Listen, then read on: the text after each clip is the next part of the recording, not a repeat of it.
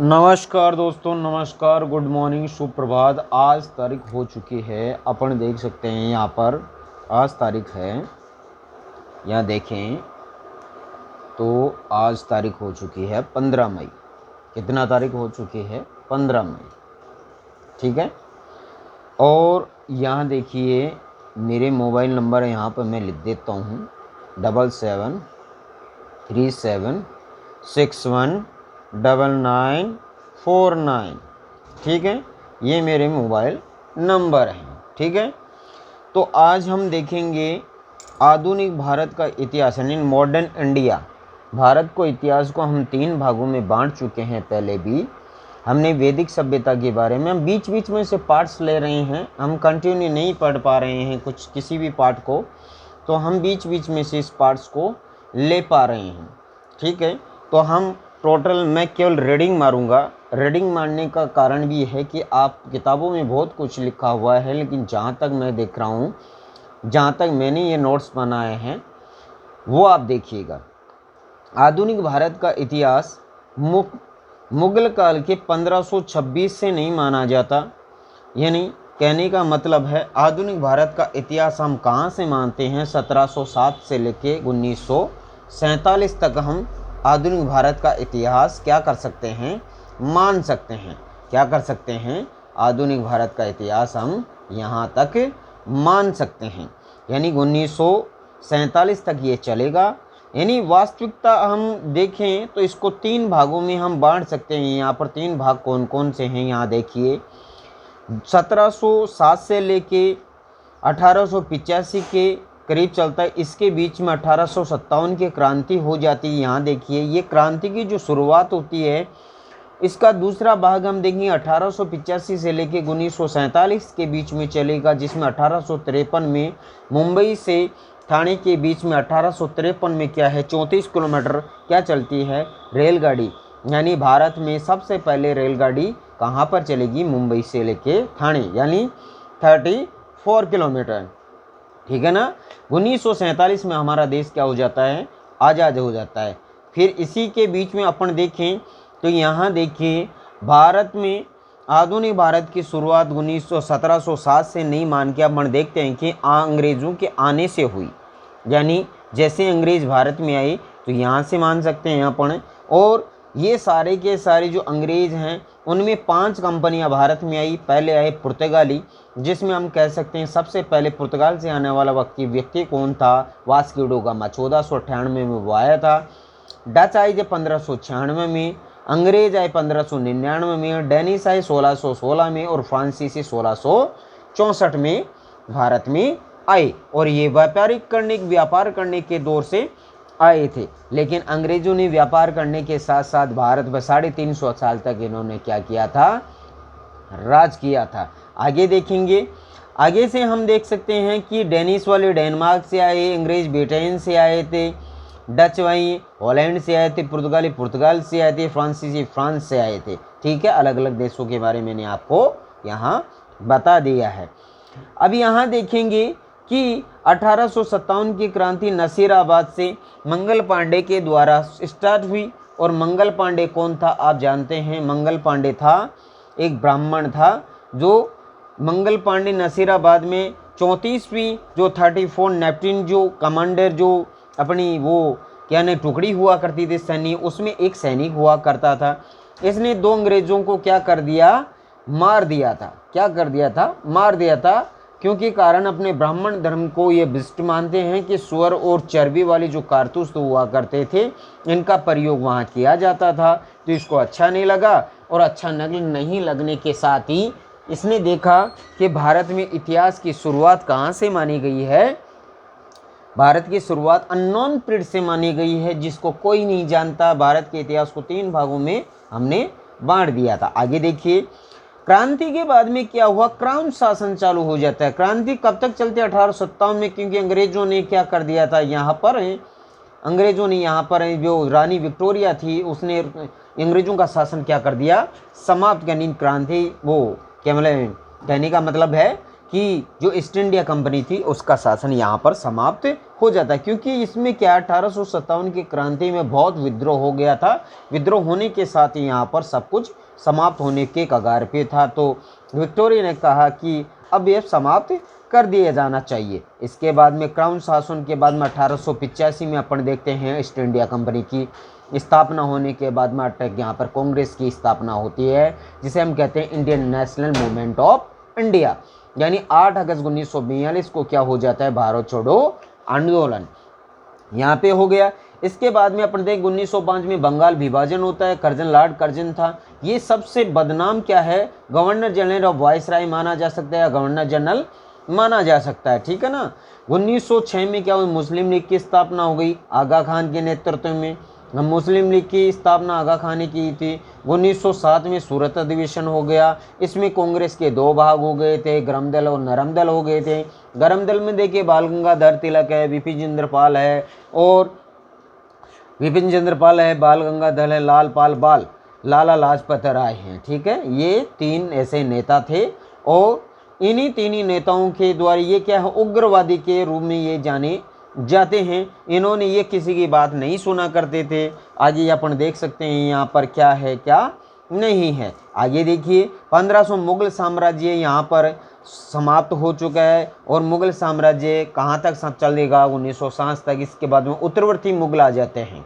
यानी यहाँ पर औरंगजेब की क्या हो जाती है, अहमदनगर में मृत्यु हो जाती है। 3 मार्च को अहमदनगर में, महाराष्ट्र में जो अहमदनगर पड़ता है, यहाँ पर क्या हो जाता है, इसमें औरंगजेब की क्या हो जाती है, मृत्यु हो जाती है। 1526 से लेकर 1707 में 7 राजाओं ने शासन किया और इसके बाद में उत्तरवर्ती जो मुगल हैं वो 11 राजाओं ने क्या किया, यहाँ पर शासन किया। इसके बाद में अहमदनगर में इसकी मृत्यु होने के बाद में क्या है, मुगल साम्राज्य का पतन शुरू हो जाता है। और आगे हम देखें तो मुगल साम्राज्य का पतन हो गया और आगे हम समय 1707 से शुरुआत हुई और 150 साल तक उत्तरवर्ती मुगल साम्राज्य चला। इसके बाद में अपन देखें तो यहाँ पर औरंगजेब के बाद में, औरंगजेब के समय में अपन ये कह सकते हैं कि 21 सूबे हुआ करते थे। कितने सूबे हुआ करते थे, 21 सूबे हुआ करते थे। एक काबुल हुआ करता था, 14 जो सूबे होते, सूबे आज वर्तमान में जो राज्य है ना अपने 28 राज्य, 8 केंद्र शासित प्रदेश, वही सूबे हुआ करते थे। 14 नॉर्थ में हुआ करते थे यानी उत्तरी भारत में और 6 साउथ में हुआ करते थे जिन्हें दक्षिणी भारत में हुआ करते थे। ऐसा कुछ हुआ है। और उत्तरवर्ती जो मुगल शासन था उसी में 1857 की क्रांति होती है। यहाँ पर अपन देखें तो यहाँ देखिए इसके बाद में 21 सूबों के बाद में अपन देखें हेड ऑफ 5 सन, यानी औरंगजेब के 5 पुत्र थे। हेड ऑफ 5 सन यानी कहने का मतलब औरंगजेब के कितने पुत्र हुआ करते थे, 5। और 5 पुत्रों में अपन देखते हैं मोहम्मद सुल्तान था, अकबर द्वितीय था, मोहम्मद मुअज्जम था, मोहम्मद आजम था। ये सारे के सारे क्या थे, अयोग्य थे। इसमें मोहम्मद कामबख्श था, पहला था, दूसरा था, तीसरा था, चौथा था और 5वां था। यानी कहने पहले की और दूसरे की उसके शासनकाल में यानी औरंगजेब के शासनकाल में रहते हुए इनकी क्या हो गई थी, मृत्यु हो गई थी। ये सारे के सारे क्या थे, अयोग्य थे। ताश के पत्तों की तरह मुगल साम्राज्य क्या हो गया, छिन्न भिन्न हो गया। आगे देखते हैं 1707 में क्या होता है, जजाओं का युद्ध होता है। कौन सा युद्ध होता है, जजाओं का युद्ध होता है। इस युद्ध में क्या होता है, मुअज्जम और वर्सेज आजम, इन दोनों के बीच में यह युद्ध होता है जिसमें मुअज्जम क्या होता है, जीत जाता है। क्या हो जाता है, मोहम्मद, यहाँ देखिए मोहम्मद मुअज्जम था, वो क्या हो जाता है, जीत जाता है। और मोहम्मद जीतने के साथ ही यहाँ पर देखिए आगे जाके यही मोहम्मद मुअज्जम है ना, भारत का मुगल साम्राज्य का अगले वाला जो शासक बनता है, जो आगे जाके बहादुर शाह के नाम से प्रसिद्ध होता है। जैसे वॉइस नेम होता है ना, उसी प्रकार से ये क्या होता है, आगे जाके प्रसिद्ध हुआ। और 1526 में आगे देखिए 1526 में 21 अप्रैल पानीपत का युद्ध होता है जो बाबर और इब्राहिम लोदी के बीच में होता है। और आगे देखिए 1707 में क्या था, he also killed of his brother Kambakhsh, इसने क्या कर दिया, बहादुर शाह ने क्या कर दिया, अपने भाई को कामबख्श को भी क्या कर दिया, इसने मार दिया। हाँ, तो आगे देखिए यहाँ पर है, हम कह सकते हैं 1707 में मुअज्जम बहादुर शाह प्रथम, शाह आलम प्रथम अन्य नाम से जाना जाता था। ये बहादुर शाह प्रथम, ये शाह आलम प्रथम के नाम से जाना जाता था। 63 साल की उम्र में ये क्या होता है, बादशाह बनता है। इस यही उम्र दराज क्या बनता है, शासक बनता है। सबसे उम्र दराज जो शासक था यही था। ठीक है, आप देखिए एक अपना जो फेसबुक जो पेज है उस पर भी आप लाइक कीजिएगा। अब मैं अपने डिस्क्रिप्शन में अपना जो लिंक है उस पर क्लिक कर लीजिएगा, आप देख लीजिएगा, वहाँ पे सारे के सारे आपको वीडियो मिल जाएंगे। ठीक है, 63 साल की उम्र में जाके राजा बनता है। ये सालम द्वितीय के नाम से भी प्रथम के नाम से प्रसिद्ध था, और बूढ़ा बादशाह या साहेब बेखबर उपनाम से ये राजा बनता है। आगे देखिए, उत्तर में क्या है, यहाँ पर सिख साम्राज्य होता है। उत्तर में क्या होता है, सिख साम्राज्य होता है। दक्षिण में मराठा साम्राज्य होता है। शिवाजी वाला होता है ना, शिवाजी मराठा साम्राज्य में जो शिवाजी हैं, है ना, वो हैं। उत्तर में सिख साम्राज्य है। रणजीत सिंह थे ना, तब तक तो है ना किसी की हिम्मत नहीं होती थी कि पंजाब के ऊपर आंख उठा के देख ले, लेकिन जैसे ही रणजीत सिंह की मृत्यु होती है तो मुगल वो पंजाब में सिख साम्राज्य बिखर जाता है। इसके बाद में अपन देखते हैं गुरु गोविंद सिंह जी का जन्म। गुरु गोविंद सिंह जी सिख धर्म के अंतिम गुरु माने जाते हैं, last Guru of the Sikh, यानी इसने मेल मिलाया। और 1708 में क्या हुए, नांदेड़ नामक स्थान पर इन गुरु गोविंद सिंह जी की क्या हो जाती है, मृत्यु होती है। और मृत्यु के साथ ही इसका जो सेवक होता है बंदा बहादुर, वो क्या बनता है, ये आर्मी चीफ होता है, यानी सेना का सेनापति होता है। इसने नेतृत्व करने के साथ ही सारा का सारा साम्राज्य संभाल लिया। और फिर देख सकते हैं प्रथम कौन थे, गुरु नानक जी थे। पहले जो थे वो गुरु नानक जी थे। पुनः विद्रोह शुरू कर दिया किसने, बंदा बहादुर ने। इसने तो मेल मिलाप की नीति अपनाई थी, लेकिन बंदा बहादुर ने क्या कर दिया, पुनः विद्रोह कर दिया। और विद्रोह के साथ ही अपन देख सकते हैं यहाँ पर बहुत कुछ उल्टा सुल्टा लिखा हुआ है। माय डियर फ्रेंड्स, आप ऐसा ना सोचें कि मैंने ये क्या लिख रखा है। मैंने ये जो भी लिख रखा है बहुत ही मैं समझा दूंगा ये क्या है। इसी के साथ गुरु गोविंद सिंह का जन्म देखें तो पटना यानी बिहार में होता है। बिहार पटना जो पाटलिपुत्र के नाम से मगध साम्राज्य की ये राजधानी कहलाती थी।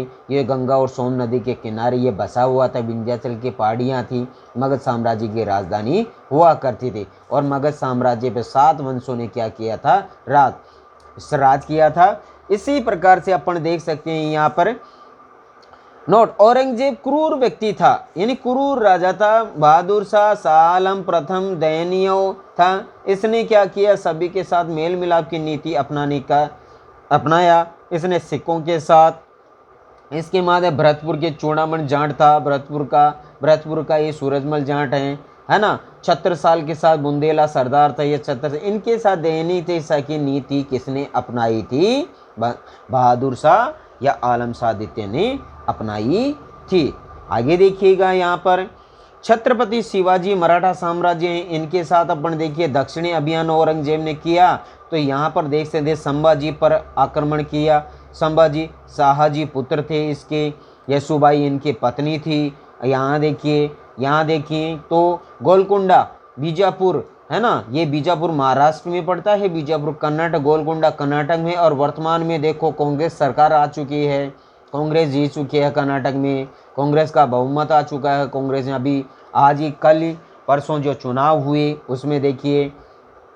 आगे देख सकते हैं कि गोलकुंडा की खानों से कोहिनूर हीरा जो कोहिनूर हीरा था वो निकाला गया, जो वर्तमान में अब है ना 70 सालों के बाद में यहाँ पर औरंगजेब जो जॉर्ज तृतीय हैं उन्होंने अपनाया है।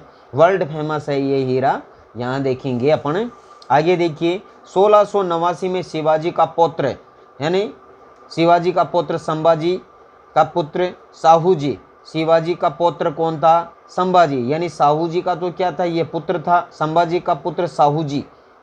इसी प्रकार से यहाँ देखिए इसने 4 साल की उम्र में साहूजी 1707 तक क्या हुआ, गिरफ्तार कर लिया गया। यानी संभाजी का पुत्र साहूजी था और शिवाजी का पौत्र था कौन जी, संभाजी को 1689 में क्या कर लिया, गिरफ्तार कर लिया गया। और औरंगजेब की साहूजी को 1707 में क्या गए, छोड़ दिया गया था। 1707 में इसे क्या कर दिया गया, स्वतंत्र कर दिया गया। क्यों? क्योंकि औरंगजेब की यहाँ मृत्यु हो गई। औरंगजेब ने 1689 में इसको गिरफ्तार किया था। ताराबाई राजा राम की पत्नी थी। ताराबाई कौन थी, राजा राम की पत्नी थी। और इसका 4 साल का पुत्र था, वो अयोग्य था। तो इनके साथ फिर आगे देखिए क्या हो रहा है यहाँ, खेड़ा का युद्ध 1707 में यहाँ क्या हो जाता है, खेड़ा का युद्ध हो जाता है। किस किस के बीच होता है, यहाँ पर देखेंगे खेड़ा का युद्ध साहूजी और छात्र ताराबाई के बीच में होता है ये युद्ध। और ताराबाई के साथ ये युद्ध होने के साथ यहाँ देखेंगे चाची थी साहूजी की, कौन, ताराबाई, चाची थी साहूजी की ताराबाई। इसी के साथ ये युद्ध होता है। युद्ध में देखिए यहाँ पे 1707 से 1748 तक ये युद्ध होता है। अगला राजा मराठा साम्राज्य का छत्रपति साहू महाराज बनता है। संभाजी का ये पुत्र होता है। संभाजी का पुत्र कौन होता है, साहू जी। आगे देखिए, आगे का इतिहास मैं बताने का प्रयास कर रहा हूँ आपको। यूरोपीय कंपनियों का आगमन, अब यहाँ से अगले वाले वीडियो में मैं आपको बताऊंगा। धन्यवाद।